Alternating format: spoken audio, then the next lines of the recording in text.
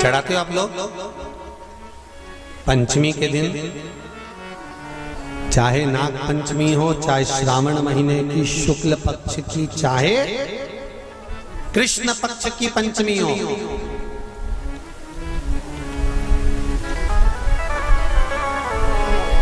शिव जी पर जल चढ़ाया गया।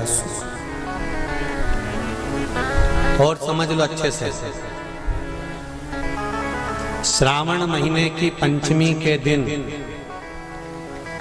देवाधिदेव महादेव पर चढ़ाई गई शमी पत्र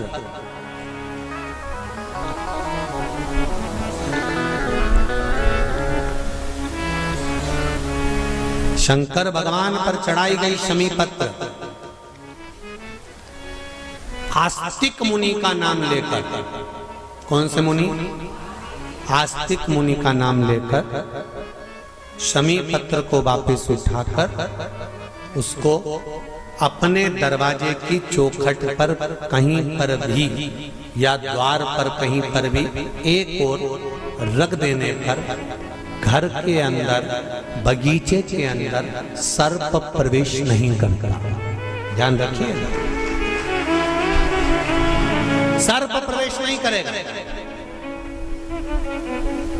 शमी पत्र समर्पित करने पर, उस शमी पत्र को आस्तिक मुनि का स्मरण करने, कौन से मुनि है?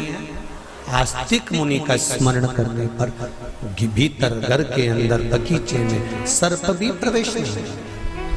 उस शमी पत्र में जया, विषहरा, शामली वारी, दौतली और देव, ये पांचों कन्याओं का भाव प्रकट हो जाता है और वो कन्याएं हमारे घर के द्वार की रक्षा करती हैं। तुम्हारे घर की बहन बेटी क्या करती है?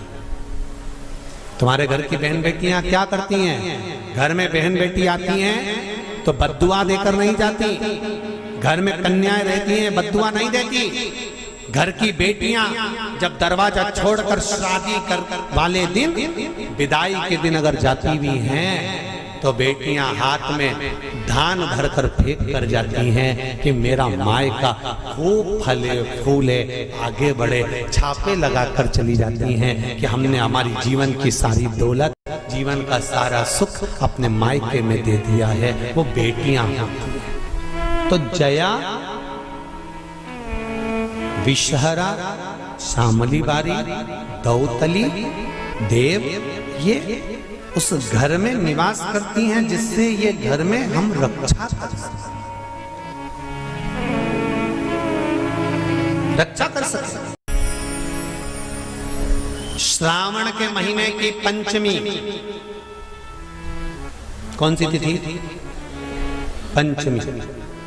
चाहे वो शुक्ल पक्ष की हो, चाहे वो कृष्ण पक्ष की।